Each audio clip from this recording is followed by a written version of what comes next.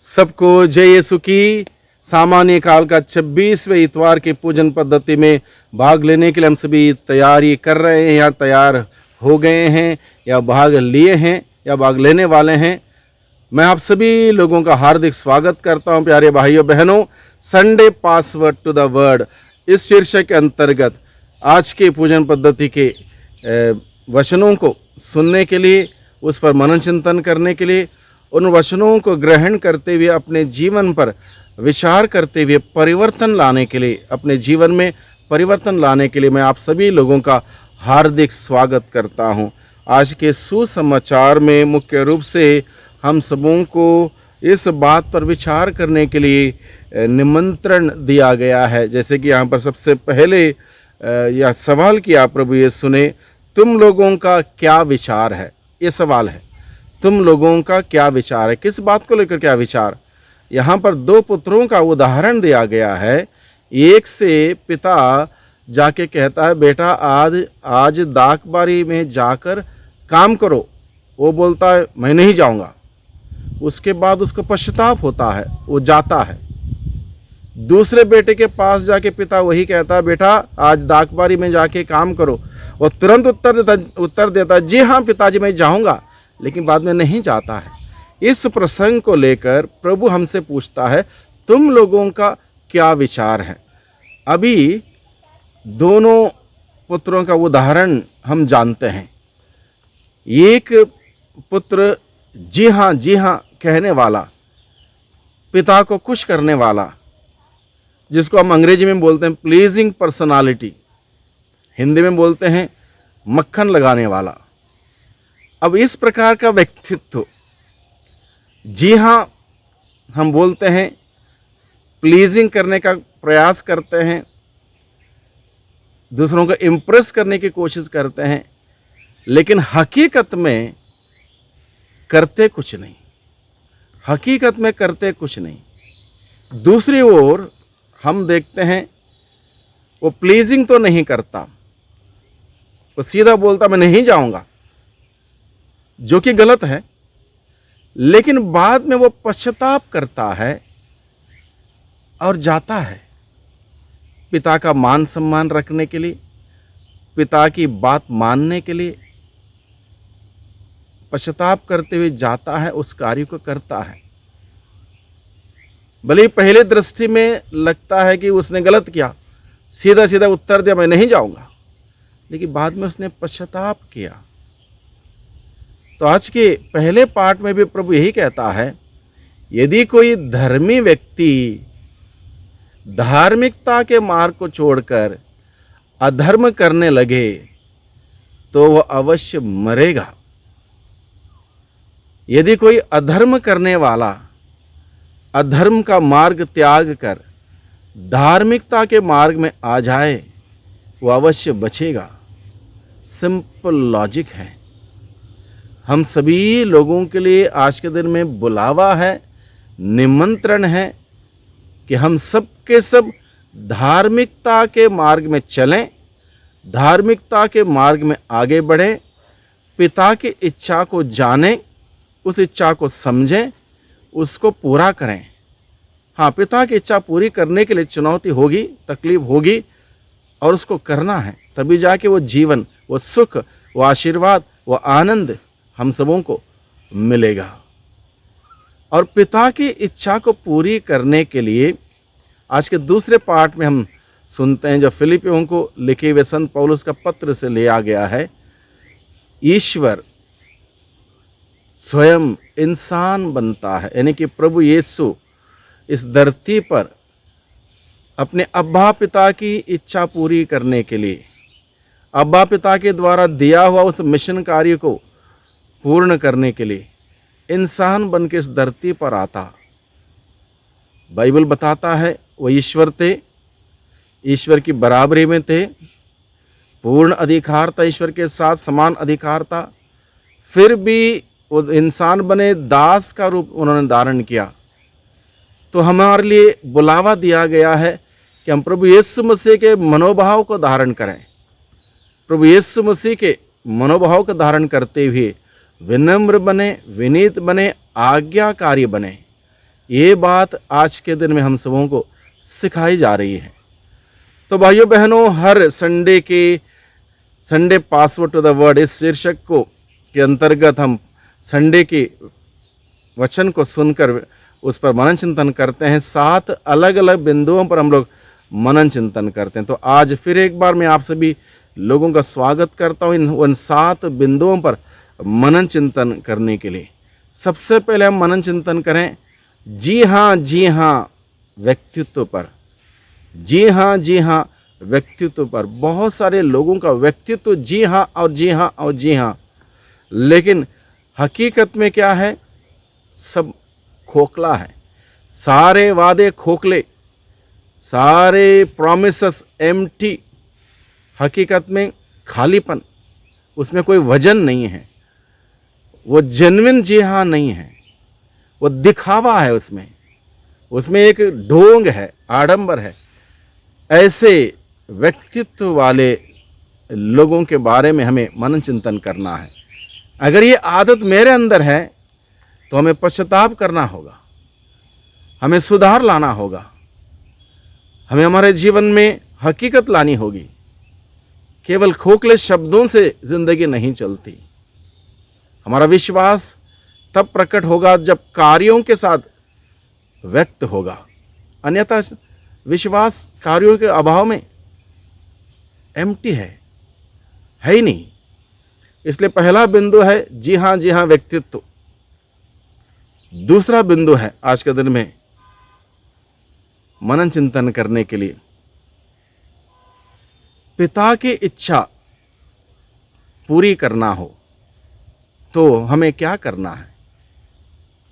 पिता ने कहा जाओ दागबारी में जाके काम करो। पहले ने कहा नहीं जाऊंगा, लेकिन बाद में पश्चाताप करते हुए गया। दूसरे से कहा जाओ, तुरंत कहा जाऊंगा। पिता की इच्छा पूरी करने के लिए केवल शब्द से, बोलने से नहीं होता। हाँ जी हाँ मैं करूंगा, नहीं होता। पिता की इच्छा पूरी करने के लिए पिता की वचन के अनुसार, योजना के अनुसार, आदेश के अनुसार हमें कार्य करने होंगे, मेहनत करनी होगी, परिश्रम करना होगा। और इस रास्ते में संकट भी आएंगे, चुनौती आएंगी, कठिनाई आएंगी, परेशानियां आएंगी। तभी जाके पिता की इच्छा हम पूरी कर सकते हैं। प्रभु यीशु कहता है जो लोग प्रभु प्रभु कहकर मुझे पुकारते हैं उनमें से सबके सब स्वर्ग राज में प्रवेश नहीं करेंगे, बल्कि जो मेरे स्वर्गीय पिता की इच्छा पूरी करता है वही स्वर्ग राज में प्रवेश करेगा। यानी कि स्वर्ग राज में प्रवेश करने के लिए हम पिता की इच्छा पूरी करना बहुत ही ज़रूरी है। तीसरा बिंदु है आज के दिन में मनन चिंतन करने के लिए, हम कब कब जी हाँ कहते हैं। अपने व्यक्तिगत जीवन में हम देखें या पारिवारिक जीवन में हम देखें, हम कब और कब जी हाँ कहते हैं। कुछ बातों को मैं आपको याद दिलाऊं। विवाह संस्कार ग्रहण करते वक्त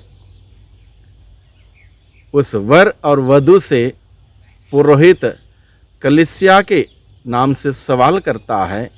कई प्रकार के सवाल हैं। क्या आप एक दूसरे के प्रति ईमानदार वफादार रहेंगे?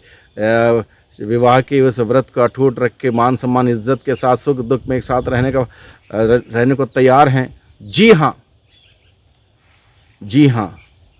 शादी होने के बाद 2 साल बाद, 5 साल बाद कितने परिवारों में इस जी हाँ को नहीं जीने से तकलीफ है। परिवार टूटे हैं, परिवार में परेशानी है, दुख है। जी हाँ बोल दिया, लेकिन जी हाँ को जिया नहीं। जी हाँ को जीने की जरूरत है।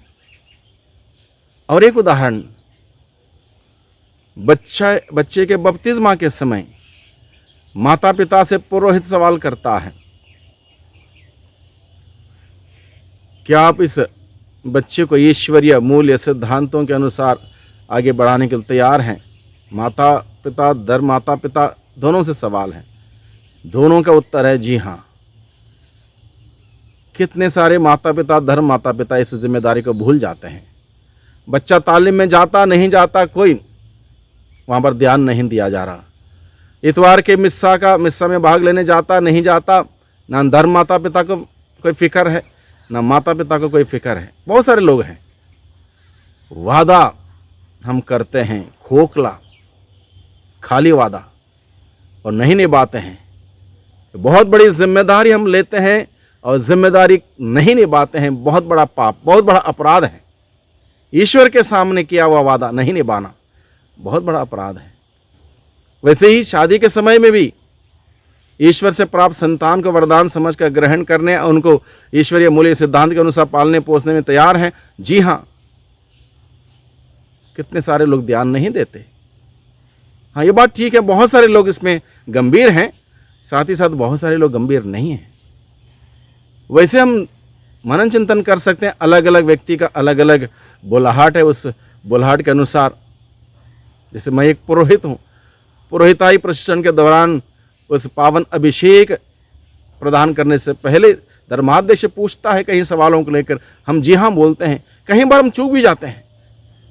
ये बात सत्य है, यानी कि हम सबके सब कमी कमजोरी से भरे हुए लोग हैं। हम सबों के लिए प्रभु आज के दिन में अपने वचनों के द्वारा हम सबों से बातें करता है। हम सबों के इन वचनों को सुनना है, ग्रहण करना है, मनन चिंतन करना है और प्रभु के सामने उत्तर देना, प्रभु मैं घिर गया हूं, मैंने जी हाँ कहा लेकिन पालन नहीं किया। पश्चाताप करने का समय है, आज के दिन में प्रभु से माफी मांगने का समय है। हम ईश्वर के सामने वादा करते, उस वादे को निभाते नहीं हैं। हर व्यक्ति आज के दिन में इस वचनों को लेकर बैठें, मनन चिंतन करें, प्रभु के सामने हमने कितना बड़ा वादा किया और उस वादे का क्या हुआ, कहाँ तक हमने निभाया, कहाँ तक हम चूक गए, इस बात पर हम लोग मनन चिंतन करें। चौथा बिंदु है आज के दिन में मनन चिंतन करने के लिए, अगर हमने वादे को नहीं निभाया, वादा किया, जी हाँ बोला, उसको जिया नहीं, तो क्या होगा, ये बात जानना बहुत ही जरूरी है। जो ईश्वर की इच्छा पूरी करता है, प्रभु यीशु ने कहा, जो मेरा वचन सुनता है उसका अनुसार जीता है, वो मेरा भाई, मेरे बहन, मेरा माँ, यानी कि आध्यात्मिक रिश्ता प्रभु के साथ जोड़ता है। जो इस प्रकार से नहीं जीता है, यानी कि जो मेरी ये बातें सुनता लेकिन उसके अनुसार नहीं चलता, प्रभु ने कहा वो मूर्ख के सदृश है। मूर्ख व्यक्ति स्वर्ग नहीं जाएगा। यानी कि जो ईश्वर का वचन सुनता है लेकिन उसका अनुसार नहीं जीता है, जी हाँ कहता है, उसका इच्छा पूरी नहीं करता, प्रभु की इच्छा के अनुसार नहीं जीता है, स्वर्ग नहीं जाएगा। प्रभु ने कहा इस बात को मत्ती का सुसमाचार अध्याय 7 पद संख्या 21 में, जो स्वर्गीय पिता की इच्छा पूरी करता है वही स्वर्ग राज में प्रवेश करेगा। इसलिए इस बात को हमें जानने की ज़रूरत है। हम यूं ही बाईपास नहीं कर सकते, जिम्मेदारी ली और उसको बाईपास नहीं कर सकते। हम जिम्मेदार हैं। बाइबल बताता है मनुष्य को हर बात का लेखा जोखा देना पड़ेगा। अगर जिम्मेदारी ली, जिम्मेदारी नहीं निभाई, उसका भी लेखा जोखा हमें देना पड़ेगा। छठी बात आज के दिन में मनन चिंतन करने के लिए हम सबों को दी गई है। ईश्वर की इच्छा पूरी करने के लिए क्या क्या हमें करना पड़ता है। सबसे पहले सैक्रिफाइस यानी कि बलिदान, क्रूस, चुनौती, त्याग, तपस्या, प्रार्थना, बहुत कुछ हमें करना है। इसके बगैर ईश्वर की इच्छा पूरी नहीं कर सकते। स्वयं प्रभु यीशु मसीह हम सबों को सिखाते, ईश्वर की इच्छा पूरी करना मेरा भोजन है, प्रभु कहता है। यानी कि और उसके लिए प्रभु को कठिनाई आई। गेत्सेमनी बाग में प्रार्थना करते हुए तो प्रभु को लगा कि बहुत मुश्किल है, पिता यदि संभव हो यह प्याला मुझसे हटा ले, यदि तेरी इच्छा है तो मैं इस कड़वे प्याले को पीने के लिए तैयार हूँ। प्रभु ने प्रार्थना की अपने अब्बा पिता से, कठिन था लेकिन प्रभु आगे बढ़े। माता मरियम ने ईश्वर से कहा कि आपकी दासी हूँ, आपका कथन मुझ में पूरा हो। इतना आसान नहीं था जितना आसान से कहा। उसको एक एक पल 33 साल उसको जीने के लिए, एक एक दिन, एक एक पल जीने के लिए कितना कठिन था, लेकिन माता ने उस ईश्वर की इच्छा को पूरी की। सैक्रिफाइस करना है, बलिदान चढ़ाना है, त्याग तपस्या करने हैं, तब ईश्वर की इच्छा पूरी हो सकती है। 7वां बिंदु है आज के दिन में हम सबों के लिए मनन चिंतन करने के लिए, जैसे कि आज के पहले पार्ट में और दूसरे पार्ट में बताया गया, जो धार्मिक व्यक्ति अगर अधर्म के मार्ग में चले वह विनाश की ओर जाता है। जो अधर्म में चलने वाला अधर्म का मार्ग छोड़कर धार्मिकता के मार्ग में आए वो बच जाएगा। तो यही बात हम सभी आज के दिन में याद रखें, मैं किस मार्ग में हूँ, धार्मिकता के मार्ग में हूँ या अधर्म के मार्ग में हूँ। प्रभु हमें सचेत करता है, सावधान होने के लिए कहता है। हम देखें, अपने आप को पहचानें, हम कहाँ पर खड़े हैं, गलत रास्ते पर हैं, सही रास्ते पर आएँ। प्रभु निरंतर तैयार है हम सबों को बुलाने के लिए, हम सबों को गले लगाने के लिए। उस प्रभु के पास जाएं। आइए हम आज के दिन में प्रार्थना करें। सर्वशक्तिमान पिता परमेश्वर, धन्यवाद देते हैं आज के सुंदर वचनों के लिए। आज के वचनों के द्वारा प्रभु आपने हम सबों से बातें की हैं, हम सबों को मनन चिंतन करते हुए अपने आप को देखने के लिए कि हम कहाँ खड़े हैं, इस बात का एहसास करने के लिए आपने हमें वचन दिया है, हमें बुलाया। हम आपको धन्यवाद देते हैं प्रभु। बड़े विनम्रता के साथ हमारी कमी कमजोरियों को स्वीकार करते हुए, सच्चा पश्चाताप करते हुए आपके पास लौट के आने के लिए और आपकी इच्छा के अनुसार जीने के लिए हम सबों को सिखाइए। कृपा शक्ति सामर्थ्य प्रदान कीजिए। दुआ करते हैं उद्धारकर्ता यीशु मसीह के नाम से, आमीन।